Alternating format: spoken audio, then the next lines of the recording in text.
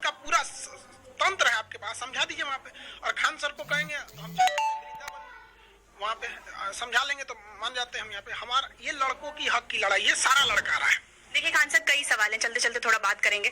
आपके green room को भी लोग देखें। ये एक्चुअली क्लासरूम है। यहाँ पे बच्चों को, जो गांव के लड़के हैं, कहा जाता है कि सरकार जब 100 रुपए देती है तो गांव में 34 रुपए पहुंचता है, लेकिन हम लोग यहाँ 100% पढ़ाते हैं तो गांव के अंतिम गांव तक भी 100% ही पहुंचता है। तो सस्ते दाम पे लड़कों को पढ़ाने के लिए एक डिजिटल क्लासरूम है, जो कोरोना की वजह से फिजिकल नहीं पढ़ पा रहे थे, उनके लिए ही। अब देखिए, आपने बात कही कि 100% बच्चों तक आपकी आवाज पहुंचती है, आपके करोड़ों फैंस हैं, मतलब वो फैंस छात्र के रूप में हैं और आपकी बातों को वो फॉलो करते हैं, आपके काफी आज्ञाकारी छात्र हैं। आप एक बार कुछ कहते हैं तो छात्र जो है आपकी बातों में आते हैं, आपकी बातों को समझते हैं। तो ऐसा नहीं लगता है कि खान सर अगर आरआरबी एनटीपीसी में एक वीडियो बनाते हैं और सरकार को फटकार लगाते हैं, कहते हैं भाई इस तरीके की धांधली की है आप लोगों ने, तो छात्र खान सर की बात से प्रभावित हुए और उसके बाद उन्होंने आंदोलन करने का सोचा? खान सर ने क्यों नहीं डीआरडीओ को बोला कि तुम गलत काम करो? खान सर ने क्यों नहीं बोला कि आरआरबी मतलब ये इसरो गलत है? खान सर क्यों आरआरबी के पीछे पड़े हैं? आप 2019 में अभी इनका एक नया कारनामा देखिए। ये पूरी पृथ्वी की हम बात कर रहे हैं, ऐसा मतलब बेवकूफ कोई डिसीजन नहीं लेगा। 2019 में फॉर्म निकाले थे रेलवे 4th ग्रेड के लिए, और उसका एग्जाम होना है 23 फरवरी। 25 दिन पहले, यानी आज के कल के डेट में उनका क्या कहना है, हम इसमें मेंस एग्जाम लेंगे। अब ये बताइए कौन पागल लड़का, मतलब लड़का का दिमाग संतुलन खो गया है कि ये हमको बर्बाद कर देगा।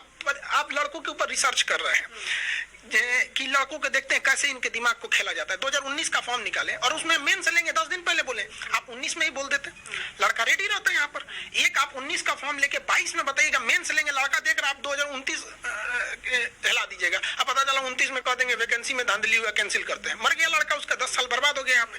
तो ये आरआरबी की गलती है, तो ही हम लोग ये बोल रहे हैं। हमको छोड़िए, भारत के किसी शिक्षक से पूछिए क्या आरआरबी ने सही किया है, एक शिक्षक भी कह देगा कि नहीं इसका डिसीजन सही है, तो हम अपनी बात को वापस ले लेंगे। प्रदर्शन के दौरान, क्योंकि मैं भी प्रदर्शन को कवर कर रही थी, कई शिक्षक भी छात्रों के साथ नजर आए। अब खान सर जो काफी लोकप्रिय हैं छात्रों के बीच में, उनकी आवाज छात्रों तक पहुंचती है, वो उनकी बात मानते हैं। क्या खान सर छात्रों को समर्थन देने के लिए सड़क पर उतरेंगे या डिजिटली इनका समर्थन जारी रहेगा? देखिए, लड़कों को भी समझना पड़ेगा, ये आरआरबी का एक ट्रैप है, जाल कहिए उसको, कि पहले टीचरों को प्रोवोक करके टीचर को उतारो, उसके बाद आरआरबी कह देगी कि कोचिंग माफियों के चढ़ाने पर ये आ गए।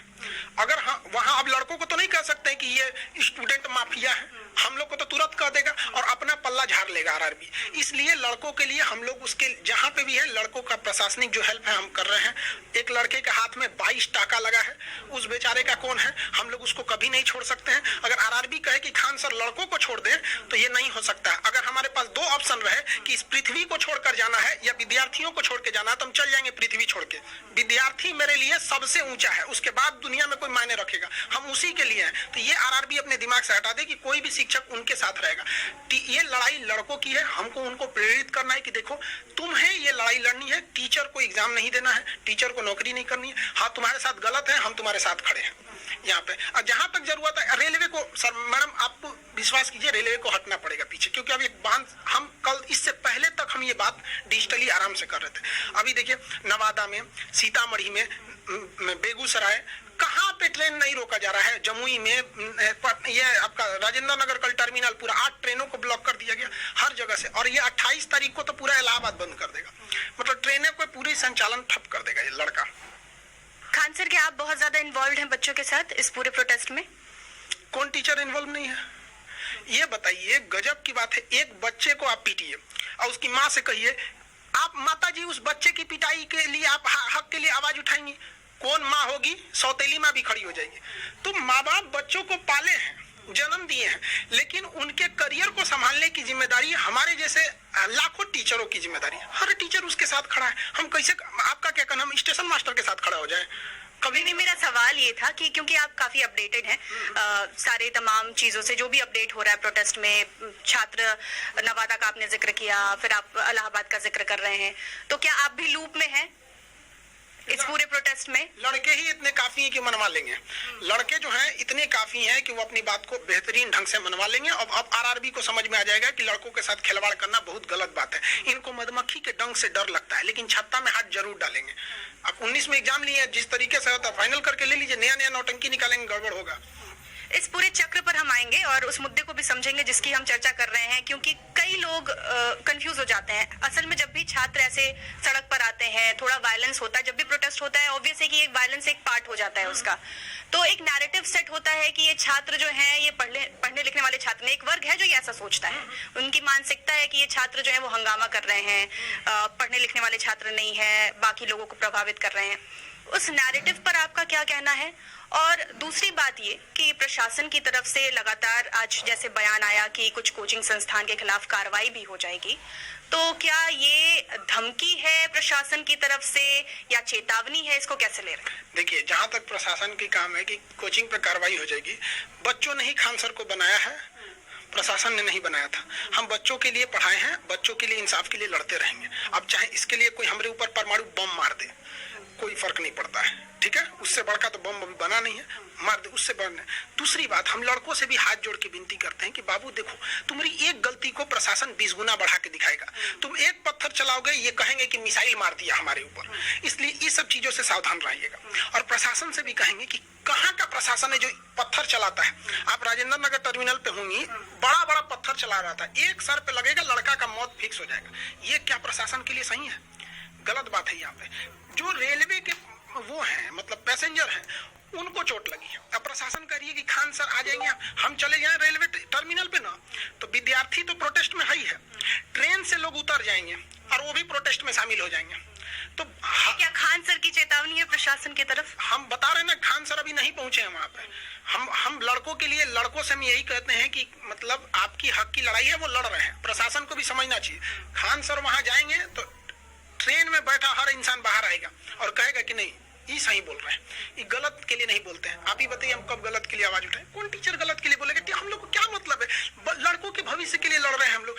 अब वही लड़कमा ने इनका प्रशासन चला रहा है। आज रेलवे के पास जितना स्टाफ है, उनसे पूछ लीजिए खान सर को जानते हो कि नहीं है, मतलब यहाँ से तो हम जान जाए वहां पे। हम लोग उसी के सुधार के लिए ना भेज रहे हैं। तो हम लोग जहां तक रहेगा, लड़कों की हक के लिए हम आवाज उठाएंगे। जब भी ऐसे प्रोटेस्ट होते हैं, दो पहलू होता है। एक तो हमारी संवेदना प्रोटेस्ट करने वाले लोगों के साथ होती है, क्योंकि वो भी अपनी मजबूरी की वजह से सड़क पर आते हैं या ट्रेन रोकते हैं, तमाम मजबूरियां होती है, तभी कोई सड़क पर आता है।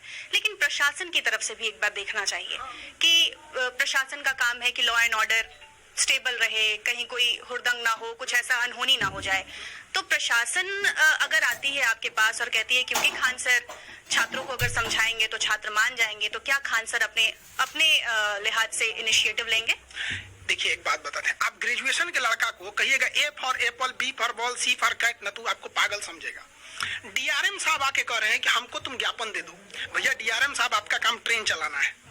डीएम साहब का कहना है कि आप लॉ एंड ऑर्डर, डीएम साहब अपने जगह पे बहुत अच्छे हैं, पटना के डीएम साहब चंद्रशेखर सिंह बहुत सुलझे हुए इंसान है। एसपी साहब भी बहुत सही हैं, उनका भी कहना है। लेकिन ये बताइए, ये सारा प्रोटेस्ट किसके लिए हो रहा था? आरआरबी के लिए। एक बार वो झांकने भी आया, जबकि राजेंद्र नगर टर्मिनल से आरआरबी का ऑफिस, पटना आरआरबी का ऑफिस महज 2 किलोमीटर है, और डीआरएम साहब दानापुर से चल के आ गए, लेकिन ये लोग नहीं आए लोग। तो ये लापरवाही को दर्शाता है कि जिसे आना चाहिए।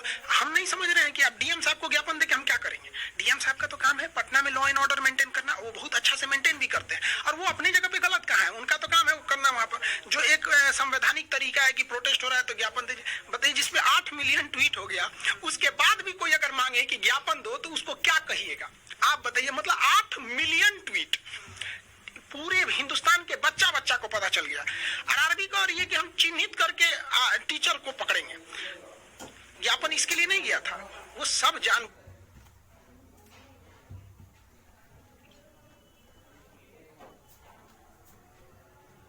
एनटीपीसी पर कई वीडियोस बनाए यूट्यूब पर, यूट्यूब ने कुछ वीडियोस हटा दिए।